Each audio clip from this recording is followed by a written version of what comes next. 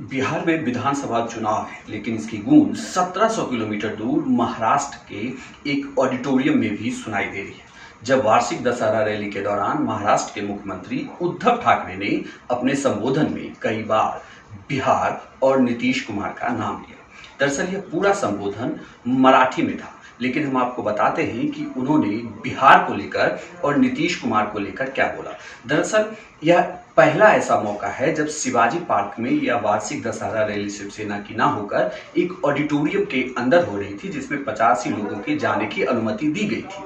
इस वार्षिक रैली के दौरान सबसे पहले तो हिंदुत्व के मामले पर भी उद्धव ठाकरे ने अपनी बात रखी। वहीं उन्होंने जब नीतीश कुमार के लिए कहना शुरू किया तो कुछ एग्जाम्पल दिया और ये भी कहा कि उनके साथ धोखा हो सकता है।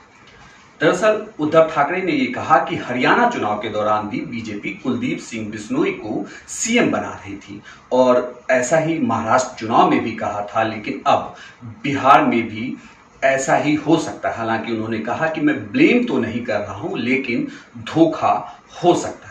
इसके कहने का भी मतलब ये था कि अगर बीजेपी की सीटें बढ़ जाती है बिहार विधानसभा चुनाव में, तो हो सकता है कि बीजेपी अपना कैंडिडेट उतार दे, ना कि वो नीतीश कुमार को सीएम बनाए। इसके बाद उद्धव ठाकरे ने यह भी कहा कि 2014 चुनाव के दौरान नीतीश कुमार एक सेकुलर फेस भी ढूंढ रहे थे, लेकिन अब वो बीजेपी के साथ है। उद्धव ठाकरे ने अपने संबोधन में मोहन भागवत का भी जिक्र किया और ये कहा कि हम तो चाहते थे कि मोहन भागवत देश के राष्ट्रपति बने, लेकिन वो नहीं चाहते। यहाँ वो का मतलब आप राजनीति में समझ सकते हैं कि उद्धव ठाकरे किसके लिए कह रहे थे। खैर, अब बात बिहार चुनाव से जुड़ी हुई हम कर रहे हैं तो उद्धव ठाकरे ने अपने संबोधन में बीजेपी के फ्री कोविड वैक्सीन को लेकर भी निशाना साधा। उन्होंने कहा कि अगर बिहार के लोगों को फ्री में कोविड वैक्सीन दिया जा सकता है तो क्या महाराष्ट्र, बांग्लादेश या पाकिस्तान में है? क्या महाराष्ट्र के लोग बांग्लादेश या पाकिस्तान में रहते हैं? इसे लेकर भी उन्होंने अपनी बात कही।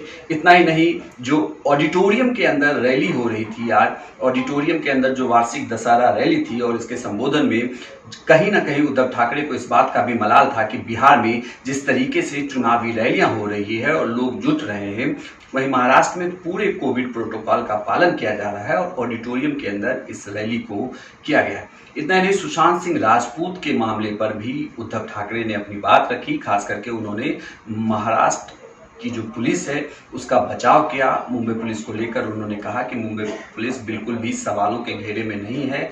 हालांकि उन्होंने कंगना रनौत पर इस मामले को लेकर ज्यादा निशाना साधा, लेकिन सुशांत सिंह राजपूत के मामले में जो भी कहा वो काफी मायने रखता है। ये भी कहा जा रहा था कि बिहार विधानसभा चुनाव के दौरान उद्धव ठाकरे बिहार में चुनाव प्रचार के लिए आ सकते हैं, लेकिन अभी तक उनका कोई भी शेड्यूल नहीं है। लेकिन बिहार से 1700 किलोमीटर दूर जब उन्होंने अपना संबोधन दिया तो उनके निशाने पर बीजेपी और नीतीश कुमार दोनों थे। हालांकि जो बातें उद्धव ठाकरे कह रहे हैं, चाहे वो रैलियों को लेकर कहें या नीतीश कुमार के साथ होने वाले धोखे को लेकर, इसका फैसला तो 10 नवंबर के बाद होगा, जब चुनाव परिणाम सामने आएंगे। तब तक के लिए आप बिहार चुनाव से जुड़ी हर एक खबर को बिहार तक पर देख सकते हैं।